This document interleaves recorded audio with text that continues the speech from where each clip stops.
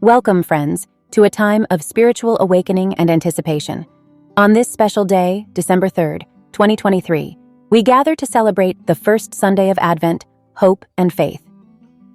Join Reverend Judith Taylor of Tyler Unity Center in embracing the profound themes of this season.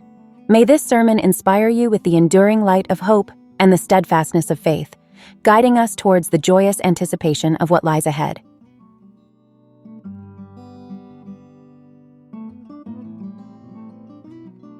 Anticipation of the Christ being born in our world, in the familiar surroundings, not with pomp and circumstance, but simply quietly in the night, coming to be.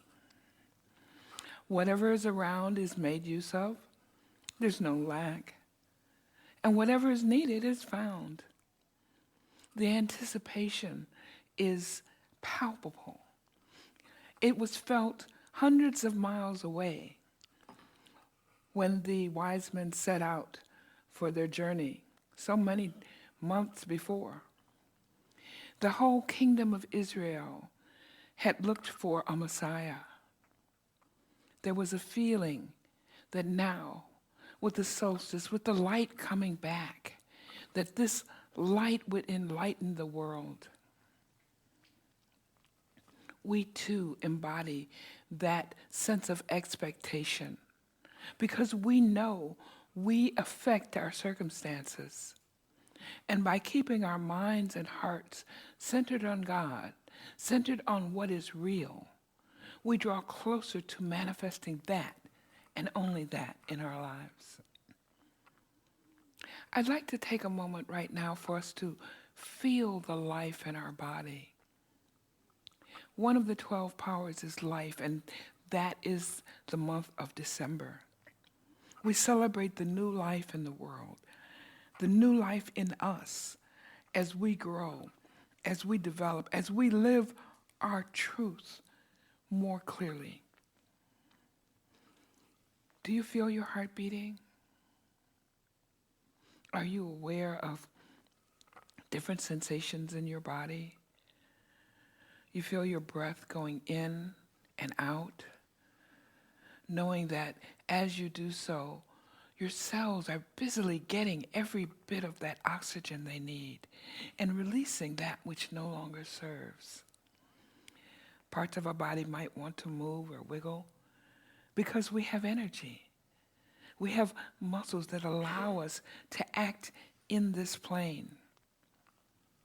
There's no spot in our body that is not alive, even our hair and fingernails. We have brain power, not only in our head, but in our gut, in our heart. And the part of us that feels, that knows, that experiences this plane, has senses that extend far beyond our physical body.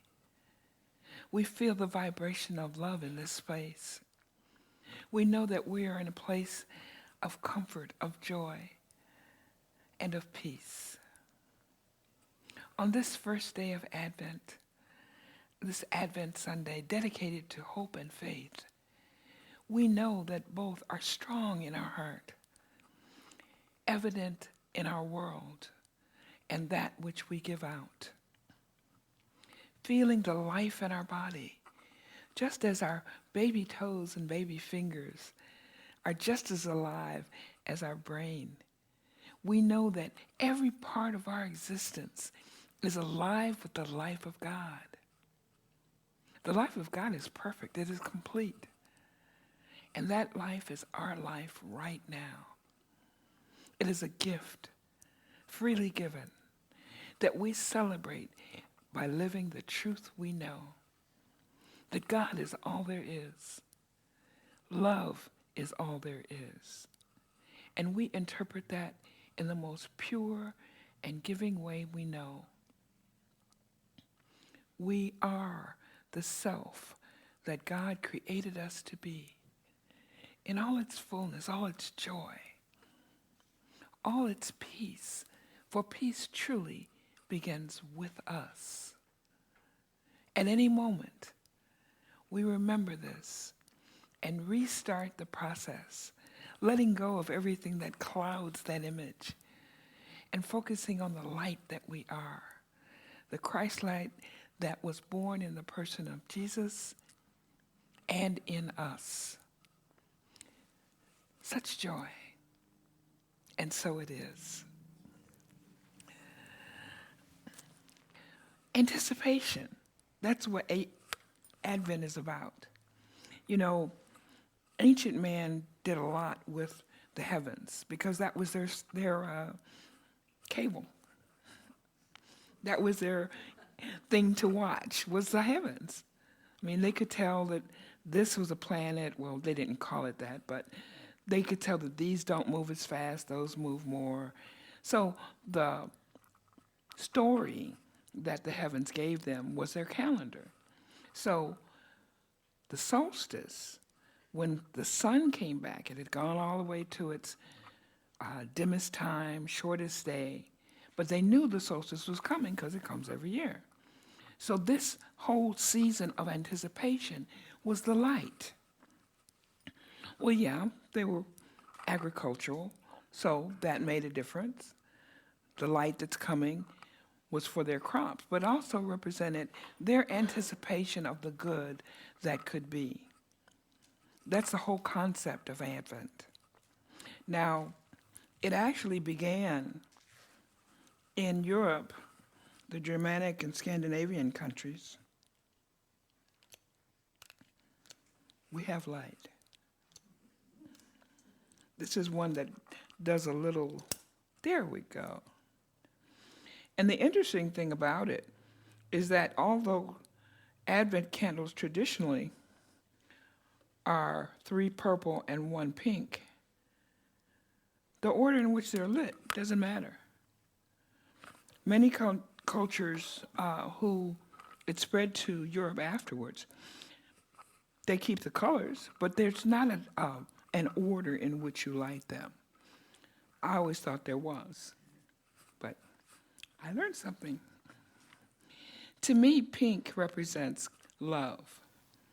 In our nomenclature, we use pink for love. Purple generally represents spirit. So I like purple for our first 2 days because hope and faith are of spirit.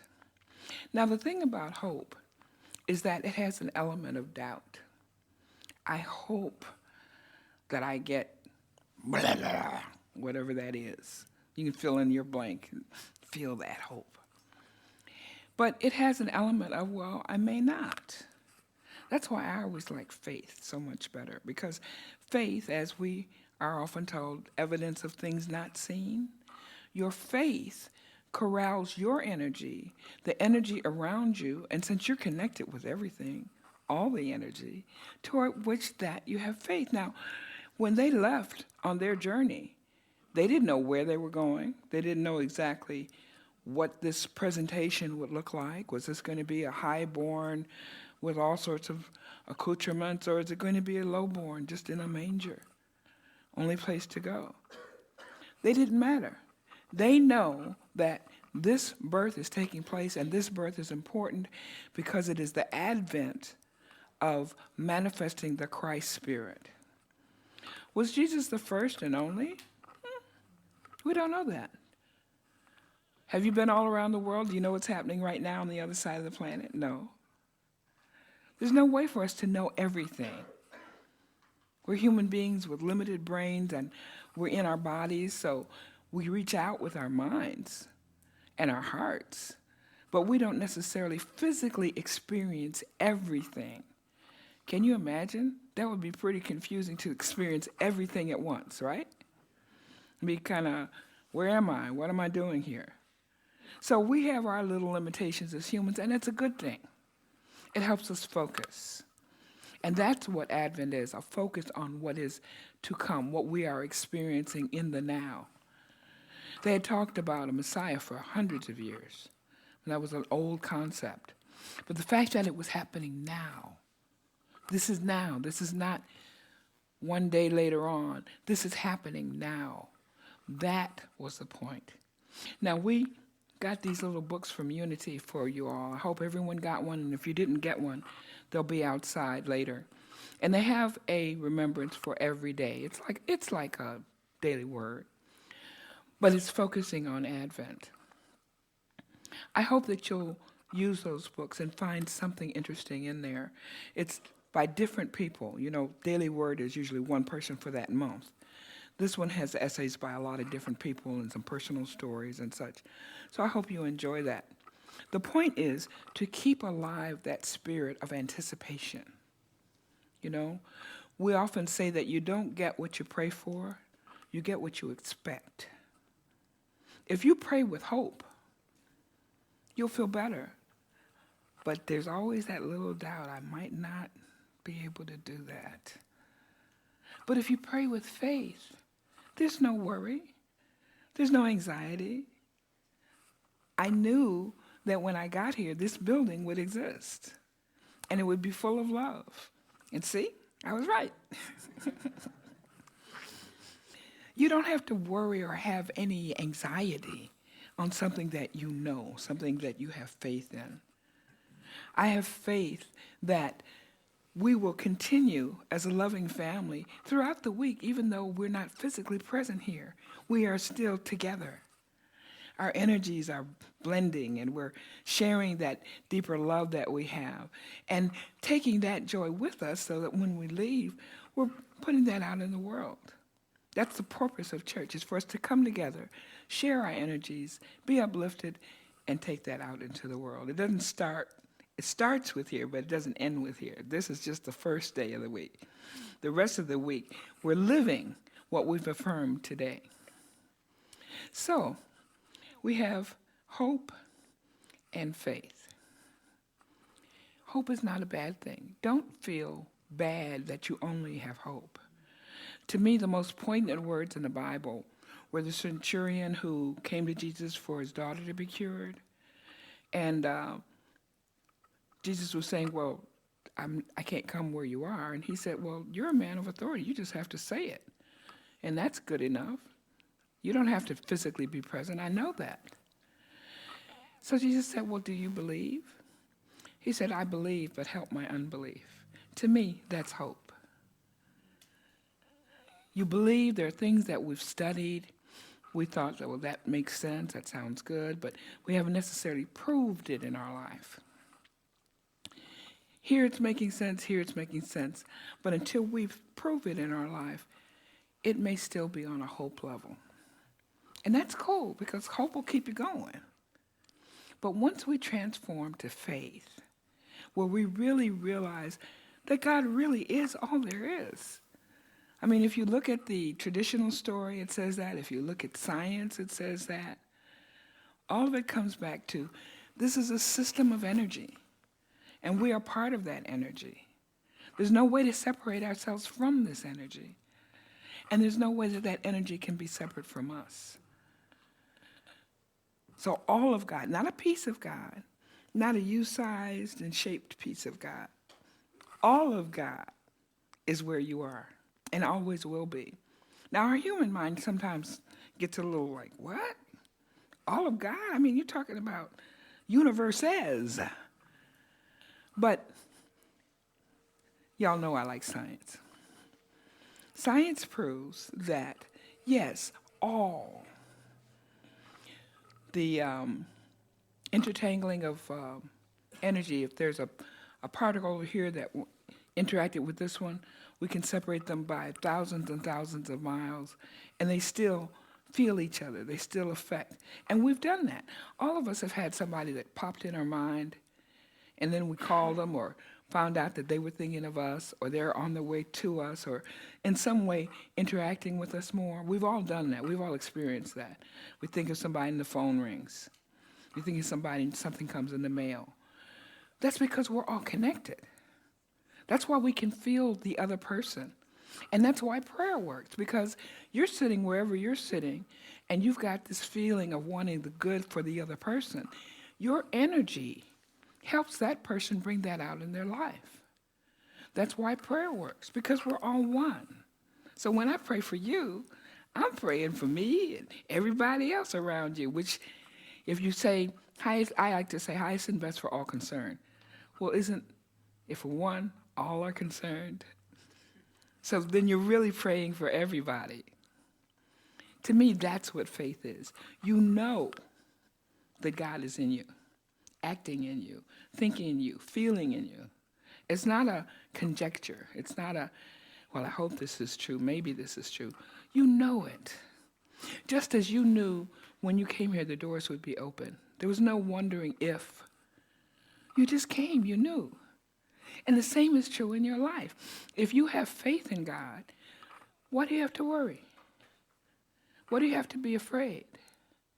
Why do you have to look at anything with any kind of trepidation? Because God is with you, in you, as you, and always will be. There's nothing you can do to be separate from God. Nothing. The worst thing you can think about may have unexpected or unpleasant consequences, but that doesn't mean that God gets up and runs away from you. God is in there. God is as you, as much in your little finger as in your brain and anywhere else. All of us know that our beingness is beyond this body. All you have to do is lay down to go to sleep and watch your mind go into dreams, and you realize that you're far more than this body. That's the spiritual mental plane. And these bodies they're actually the result of this brain, of those hearts. When we think of ourselves as children of God, you can do anything. You can get insight instantaneously. You can learn how to do something you've never even thought about before. Because all the creativity of God is there in you. It's our paying attention. And I always thought that it was interesting that we use the term paying. You know, in this society, money's real important.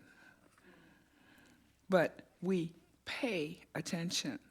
We take some of our life energy and give it to that thing we're giving attention to. So we pay with our life for what we believe. And if I believe that humans are mean and dirty, that's what I'm going to experience, because the universe says, yeah. If I say that we're loving and we're learning to be more loving, that's my experience. And every Sunday we sing, "Let peace begin with me." That's a real vow. We look at the things in the news. It's all connected. What have you done? Where is your faith? Do you have faith in humans as able to access that God within and live from that? Or do you just hope that we'll live from that? Why not start with being the one that lives from that? Start that process and prove it. Yeah, I know it's a big challenge, because people say things and we have little buttons in our mind that people push. But you're not your buttons. You're not your doubts. You're not your fears. You're not even the reality that is giving you a challenge. You're so much more than that. And when we stop and remember who we really are, offspring of the King, the Creator, the original, you have no limitations except those that you accept. I invite you to let them go. I invite you to, every time you come up against something that would wobble on the hope, step over to the faith and know the truth about yourself and everything else. That God is all there is, and that's all you'll ever run into. Today, tomorrow, all you'll run into is God.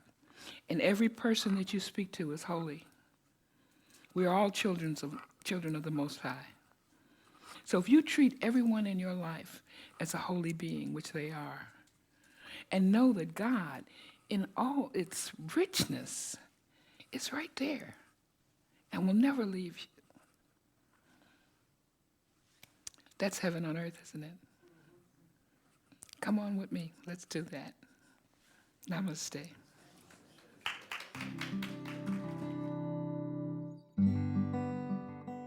Thank you, friends, for joining us in this heartfelt observance of the first Sunday of Advent, hope and faith.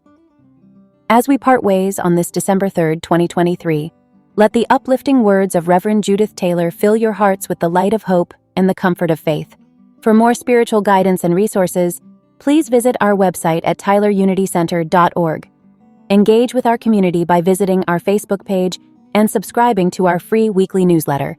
And if you're in the Tyler, Texas area, we invite you to join us at 14024 Highway 155 South for fellowship and inspiration. Copyright 2023 Tyler Unity Center. All rights reserved. May the spirit of this Advent season infuse your days with hope and your path with faith.